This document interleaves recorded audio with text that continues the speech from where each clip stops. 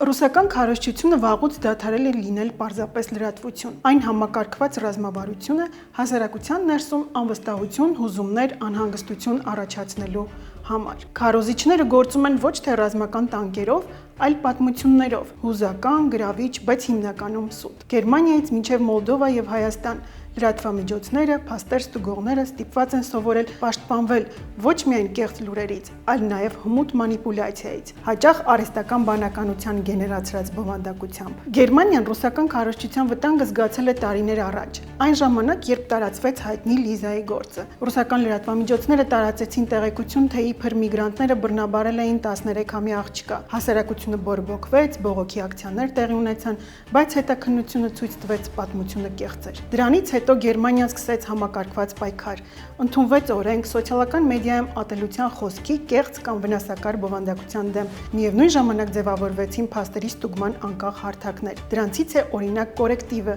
որի բացահայտումների թվում շատ են դոփելգենգեր մեթոդով ռուսական քարոզչության տարածած կեղծիքների մասին հրապարակումները։ Այդուհանդերձ, ապատեղեկատվության դեմ պայքարի ամենաարդյունավետ մեթոդը, ինչպես ասում են գերմանացիները, կրթությունն է։ Լինել մեդիագրագետ այստեղ սովորեցնում են դեռ դպրոցներում։ Մոլդովայում ռուսական քարոզչությունը դեռ ազդեցիկ է, բայց վերջին տարիներին այստեղ սկսել են պայքարել պետական մակարդակով։ Կառավարությունը արգելել է մի շարք ռուսական ալիքների գործունեությունը, իսկ նախագահ Մայա Սանդուն ստեղծել է Stratcom կենտրոնը ապատեղեկատվության դեմ պայքարի համար։ Stratcom-ը ոչ միայն արձագանքում է կեղծ լուրերին, այլ նաև կանխում, նախապես բացատրելով, թե ինչ թեմաներ են շահարկվելու։